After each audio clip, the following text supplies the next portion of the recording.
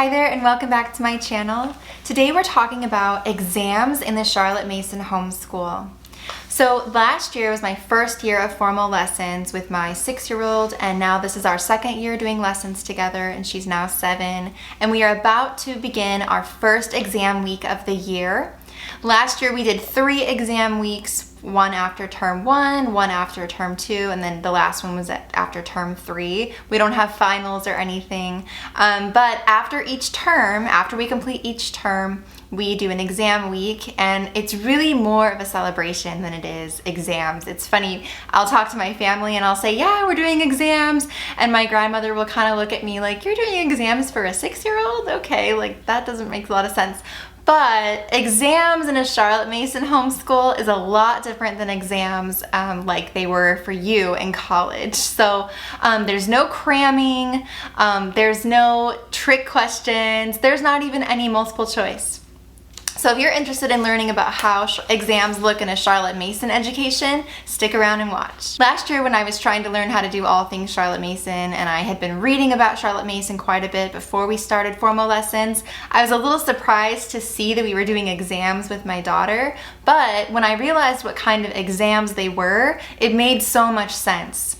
So in our home, exams look like this. A joyful celebration, short and open-ended 1 to 2 sentence questions. I'll share more about that in a minute. And the students share their knowledge orally, through art, painting, dancing, and singing. And there's no trick questions, and there's no comparing students against each other, right? It's also, like I said, a celebration of the things we know and not the things that we don't know. So rather than putting a sheet of paper with a bunch of bubbles on it and multiple choice questions and right or wrong, and her filling it in like I did when I was in 2nd grade, I don't know if you remember those standardized tests, but there was a lot of pressure when we did that. That was a lot. But all that to say, our exams do not look like that.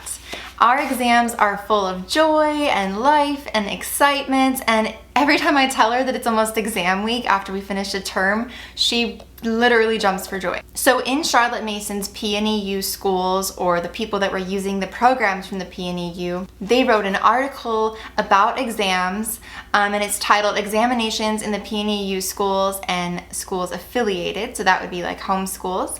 And it says here, from the beginning, examinations have been an important part of our work, not with the intention of criticizing or grading, but as a means of encouraging and helping both teacher and taught.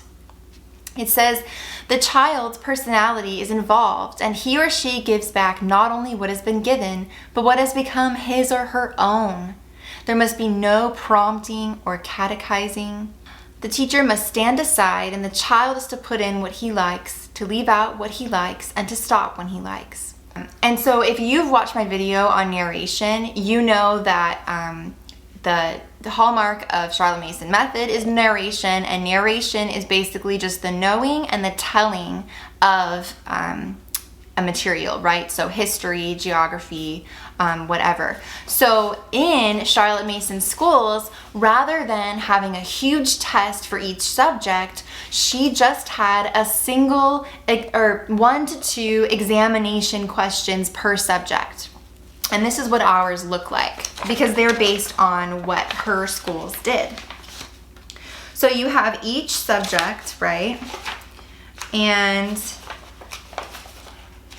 for each subject, there's a question. So this is one from a long time ago, last year, and it's from history, and it says, tell about Columbus and one of his voyages to the New World.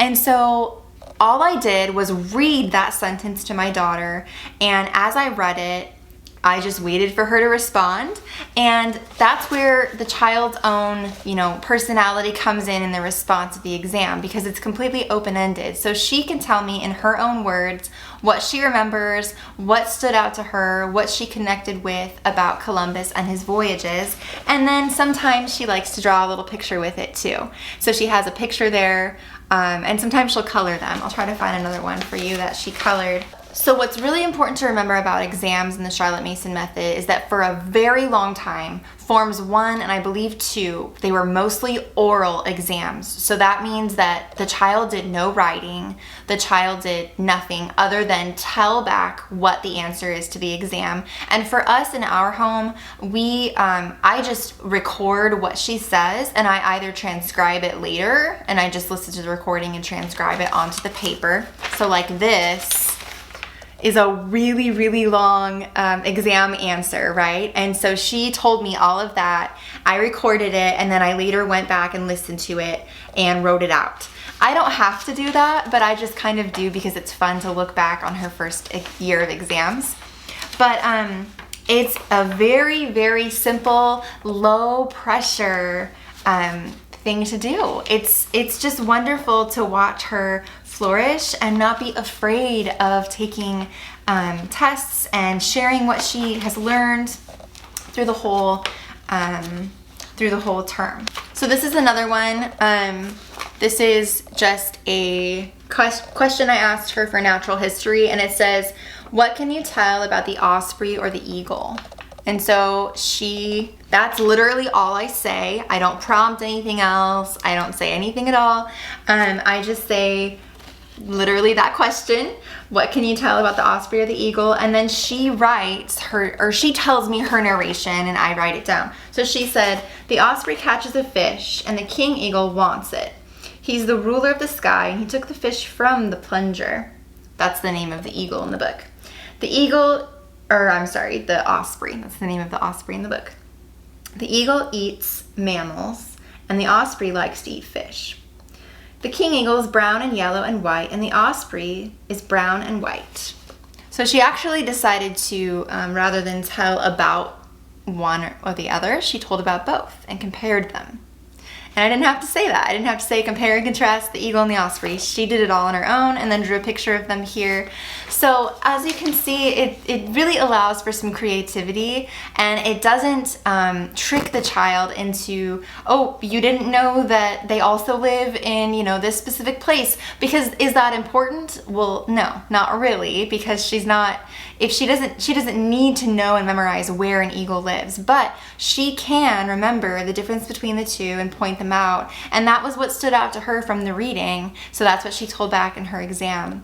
There's really no wrong answers. And that's the next step in talking about exams, is how does a parent or a mother teacher assess the exams? By listening to that oral answer to the exam, you can understand what the holes were. If you ask a question like, tell me about the Columbus and the New World, if your child doesn't know how to answer that, then that's something that you need to kind of make a note of and say, okay, maybe we need to move history to a different time of the day. Maybe it's right after math and their brains are just exhausted and they need to do something else. Maybe you need to move history to first thing in the morning, or maybe just pick up a few extra supplemental picture books to read on the side for history, because it seems like that subject might be a little more hard for them to wrap their head around. So the examinations from that term really do inform the next term and the following years, and that's the difference between like a traditional exam where you're just kind of trying to right and wrong. It's really just allowing the child, again, in a low pressure way, to share what they know, and they get to pick out what they share, and maybe they do know more and they just want to answer only that part and only share what they want to, but it kind of just gives the parent a really good idea about how to plan for and schedule the next term. And so it's really important that the parent is having that like reflection piece in addition to just administering the exams. You might be wondering how exams look when the children are older. The exams actually are written when they're older, but it's the same question style. So it would be, tell me about the Revolutionary War. So when the child is answering that question, they can write their answer out in like an essay form. And that actually would have prepared me for college a lot more, I think, because I was writing a lot of essays in most of my classes.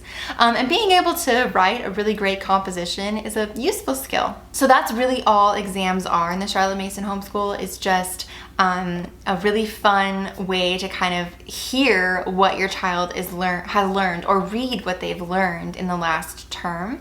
Because young children are doing oral exams, it is really easy for them to tell a lot more than they could if they were just doing a written exam. When I was teaching kindergarten, I had students who couldn't write a full sentence until the very end of the year. So that means my second grader could probably write maybe 3 to 4 sentences. Now, in her exams, she tells me sentence after sentence after sentence, and so it's a full essay by the time she's done answering the question, and she wouldn't be able to write that. So it's kind of a roadblock by using written exams before they're ready to kind of move into that. The oral exams are such a useful tool for young parents, and I wish I had known about them when I was teaching. So as you can see, exams can be a really delightful experience. The last thing I want to share is that in addition to asking questions about geography, history, math, all of the things, all those normal like subjects, science, there's also celebrating exams through art and painting, and we do our folk dances that we learned, and we sing some of the hymns and folk songs we sang that term. And then we share our recitations that we practiced. And then we also do a painting we do 2 paintings. One is like a brush drawing for nature study, and then the other is like you can pick any subject. And I loved this one from last year. This was from term 3 last year, and it's the Chronicles of Narnia. We read that for literature, and she decided to make that her painting. The question was, paint a scene from one of your books and give it a name. And so she painted this from the Chronicles of Narnia, and she named it The Lion, the Witch, and the Wardrobe. So it's just a cute little memory to have. The other one, let's see. This was her wildflowers painting. 6 wildflowers. That was for nature. This was for winter, our winter exam. You can't see it very well, but it's twigs. It's different twigs we observed. I loved this one. This is from the book 50 Famous Stories about Grace Darling. And it's a story about how she helped save some people when she was in her lighthouse. And so my daughter that story really resonated with her. And so all I did was say to her, paint a picture about one of your readings from this term. And she had remembered this and wanted to paint it. So, and 50 Famous Stories is not like it's a great book, but it's not super memorable, kind of like Chronicles of Narnia. But still, it stuck out so much to her that she wanted to paint it. And this was from term 1. This was her Columbus and the New World painting that she wanted to do. And same question, paint a scene from one of your readings this term and give it a name. And she called this one Columbus on a Boat in Chains. So that tells you she knows what happened in the story and not just that he was on a boat. We know that he was wearing chains at one point. So you have to read the story of Columbus to know why from the Eggleston book. Anyway, okay, well that's exams in the Charlotte Mason Homeschool. They can be written if they're older, they are oral in the early years, and sometimes drawn. And yeah, it's a really fun celebration. Make it exciting. Get your children to really love exams, because once they are comfortable with them and not afraid of them, they'll carry that through the rest of their life. And then as you have to teach them how to do standardized tests eventually, they won't be as afraid of them, because exams in their head will have a positive, relation. So hopefully this video was helpful for you all. Let me know if you have any questions, and I'll see you in the next one.